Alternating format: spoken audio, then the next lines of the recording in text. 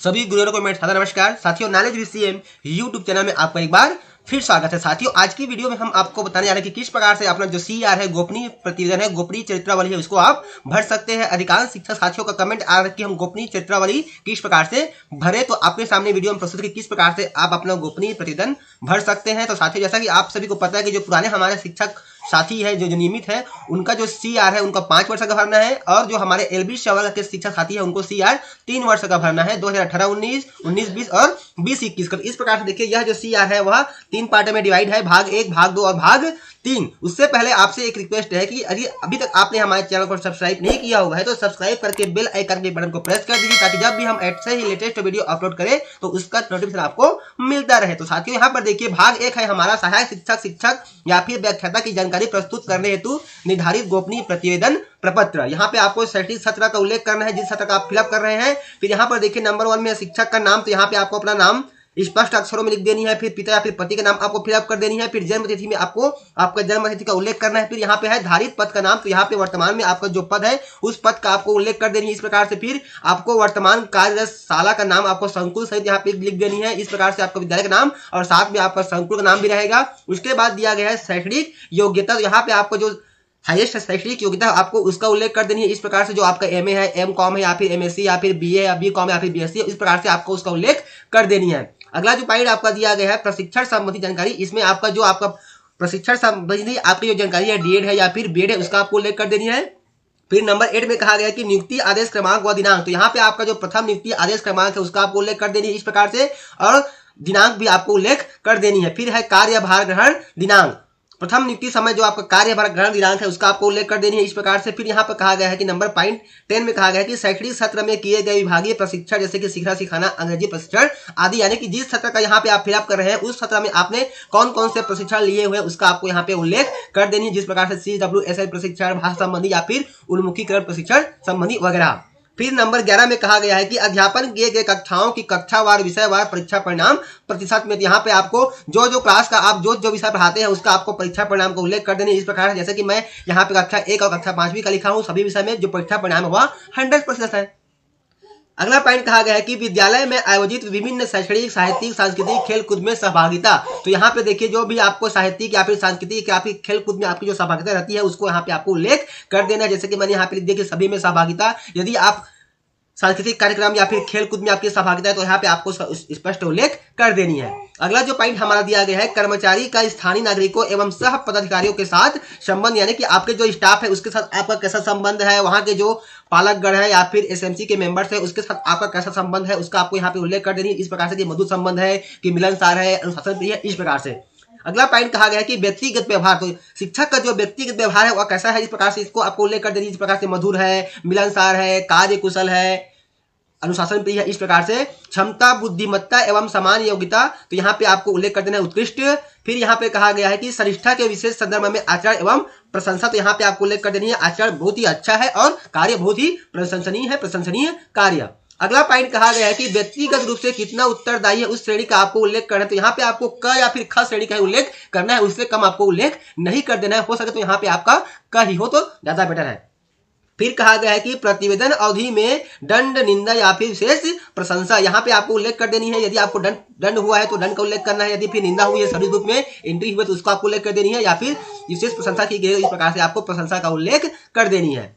सत्र में लिए गए विभिन्न प्रकार के अवकाश एवं उपस्थिति, जिस सत्र का आप फिलअप कर रहे हैं उस सत्र में आपने कुल कितने अवकाश लिए हैं उसका आपको उल्लेख कर देनी है स्पष्ट इस प्रकार से। आपकी उपस्थिति के बारे में भी यहाँ पे आपको उल्लेख कर देनी है। फिर कहा गया है कर्मचारी के विरुद्ध विभागीय जांच या फिर न्यायालयीन प्रकरण चल रहा हो तो उसका भी आपको उल्लेख कर देना है। यदि आपके विरुद्ध चल रहा है तो आपको यहाँ पे हाँ लिखना है और उसका डिटेल भी आपको यहाँ पे उल्लेख करनी है, और नहीं है तो यहाँ पे आपको नहीं लिख करके फिलअप कर देनी है। अगला कहा गया है कि अन्य संस्था प्रमुख का अभिमत, अन्य या फिर संस्था प्रमुख का अभिमत,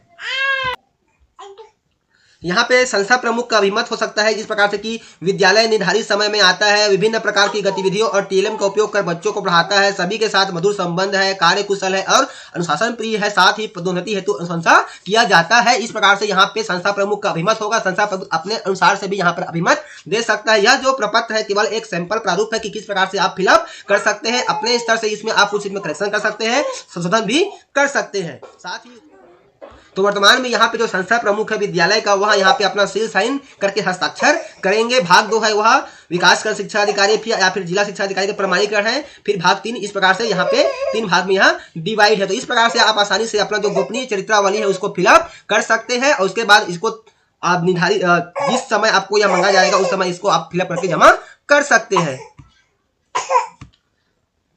उसके बाद देखिए साथियों, यहाँ पे स्क्रीन पे आपको एक CR फॉर्म दिखाई पड़ रहा है। प्रधान पाठक, उच्च श्रेणी शिक्षक, सहायक शिक्षक का गोपनीय चरित्रावली। साथियों यह प्राय दोनों से मिला जुलता है, कुछ पॉइंट इसमें चेंज है। तो इस प्रकार से आप किसी भी CR का में आप अपनी जानकारी फिलअप कर सकते हैं। जैसे कि इसमें कहा गया नंबर 1 में विभाग का नाम, तो यहाँ पे आपको विभाग का नाम को उल्लेख कर देना है, स्कूल शिक्षा विभाग। जिले का नाम का आपको उल्लेख करना है, जिस जिले में आप कार्यरत है। फिर यहाँ पे आपको अपना नाम फिलअप कर देनी है। यहाँ पे पिता या फिर पति का नाम फिलअप करना है। यहाँ पे लिखा है धारित पद का नाम, तो वर्तमान में आपका जो पद है उस पद का यहाँ पे उल्लेख कर देनी है।